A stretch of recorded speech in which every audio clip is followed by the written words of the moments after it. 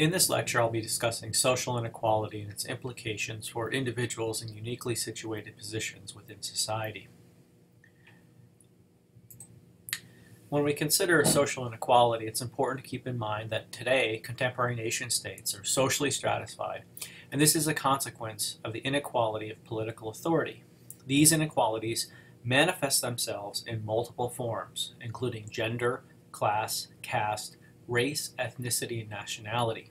It's also important to keep in mind that there are complex interactions or intersectionalities between each one of these different divisions or classifications within society as a whole.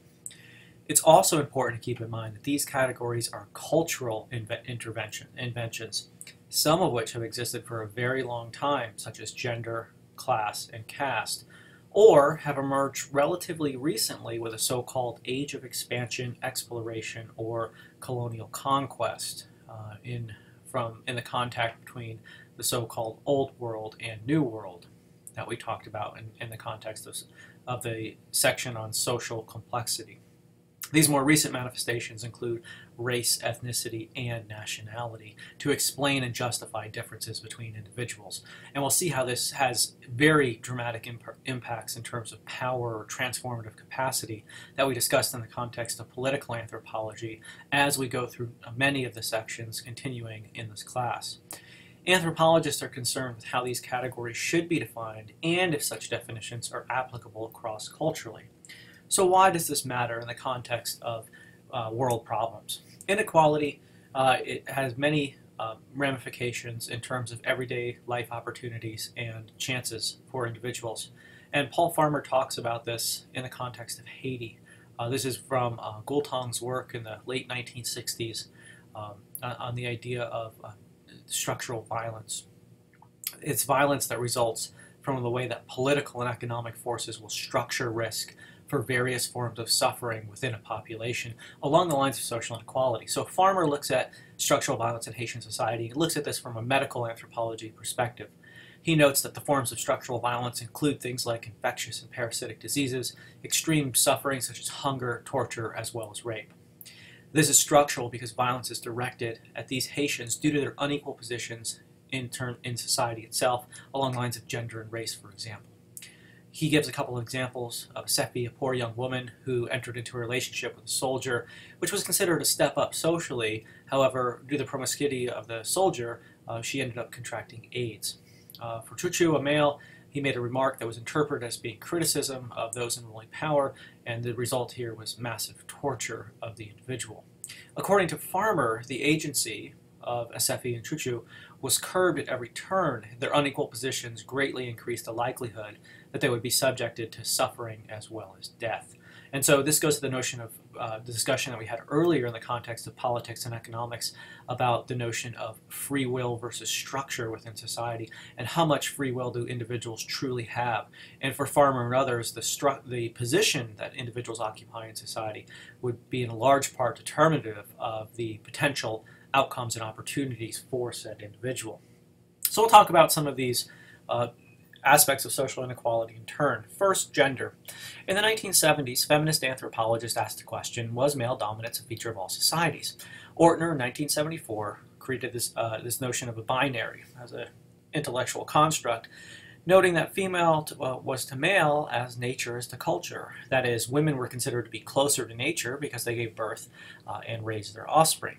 Eleanor Leacock, building off the work of Frederick Engels' Rise of Private Property in the State, noted that women's subordination might be more related to the rise of private property in the state rather than the inevitability of male dominance, and that through ethnographic and historical evidence showing the impact of capitalist colonialism and its effect on transforming egalitarian indigenous gender relations into unequal male-dominated gender relations. And this occurs in the context of, for example, fur trade, where there becomes a shift in subsistence practices which would focus more on the roles of both males and females in subsistence, such as amongst the Patek that we saw an example of in the work from Endicott in their book Headman Was a Woman.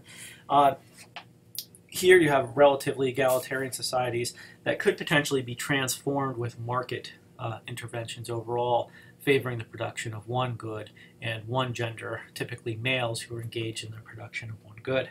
From Bolt, you guys have a assigned reading for the week on Marilyn Asensio's work, Machos and Sluts, where she talks about gender, sexuality, and violence amongst a cohort of Puerto Rican adolescents in New York. And she goes through and discusses machismo and the characteristics of gender-appropriate roles for male and female. And she notes that in many health interventions, there's a call for calling forth this cultural idea of machismo, and that this machismo exists indeed evenly throughout all of Latin America and Latin American societies.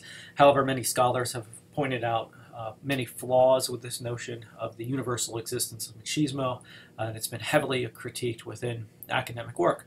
Nevertheless, in applied medical settings, the notion of machismo is still drawn from the care and the responsibility that men should have both towards daughters and mothers to protect them from any sort of transgression.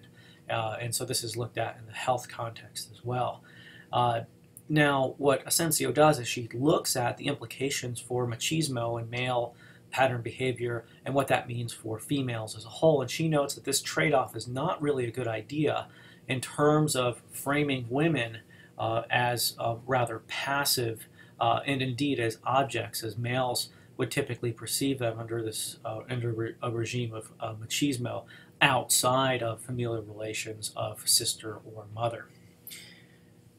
Karl Marx, as we've noted before in the context of economic anthropology, talked quite a bit about class and the capitalist class as a whole.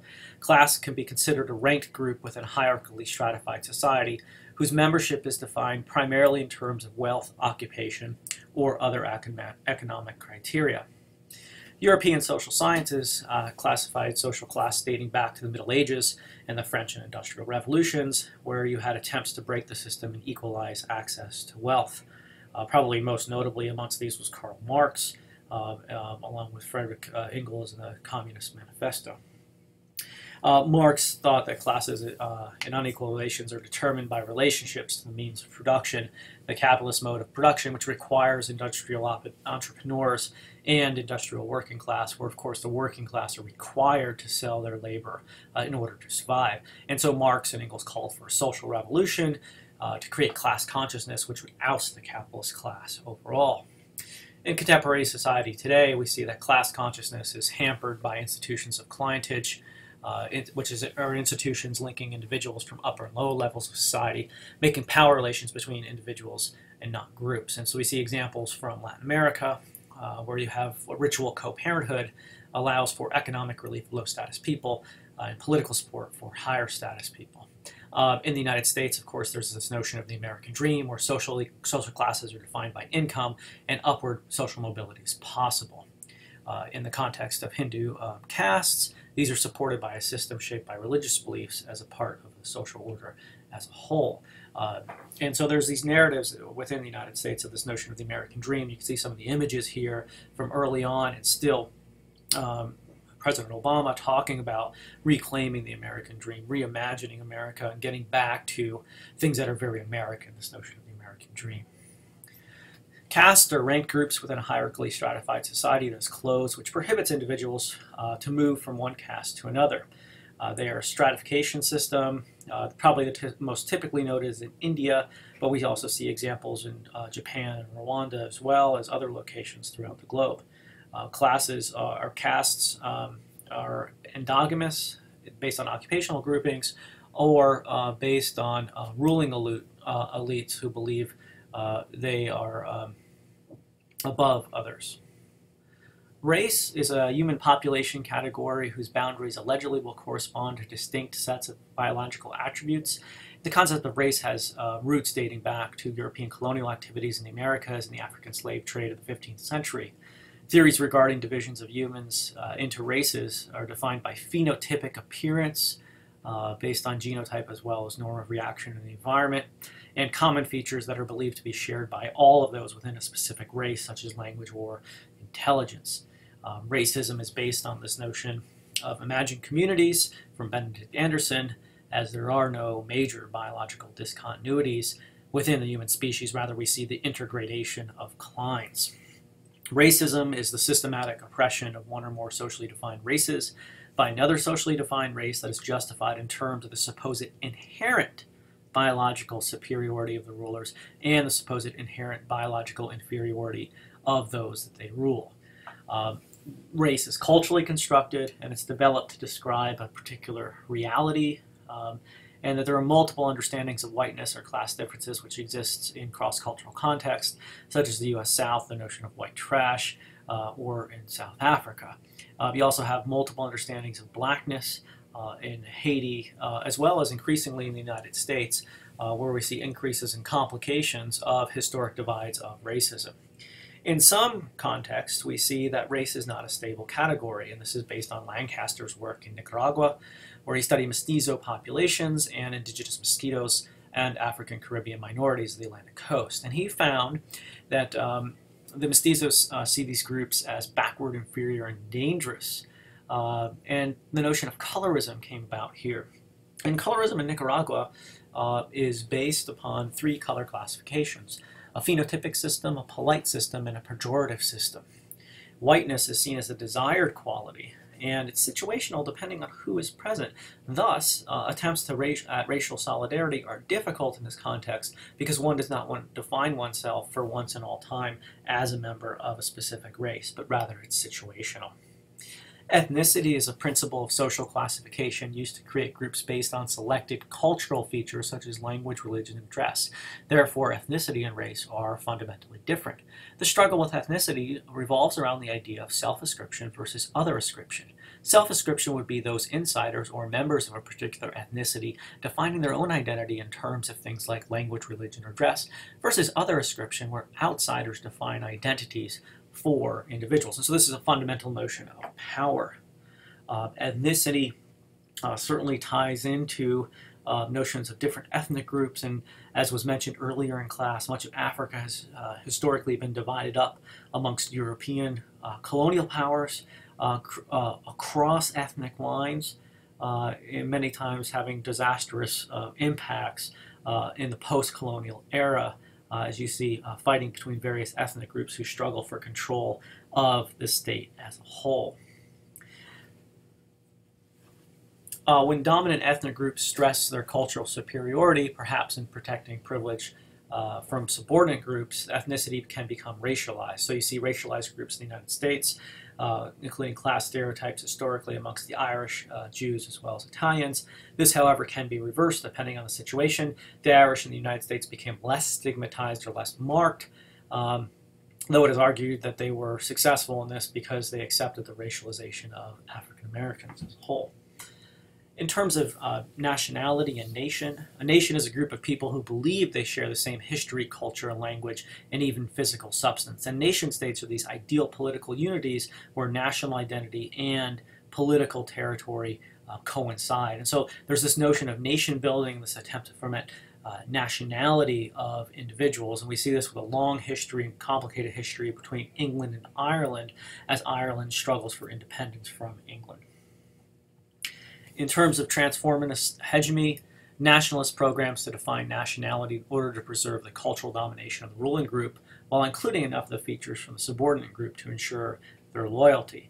There are a diversity of ethnic identities within a nation state call into questionability or to question the feasibility of nationalism as a whole. And of course, this occurs quite a bit within the United States. I mean, what actually makes us members of the same nation? How do we in the United States think about being members of the same nation or having the same physical substance or sharing with individuals this sense of identity as American?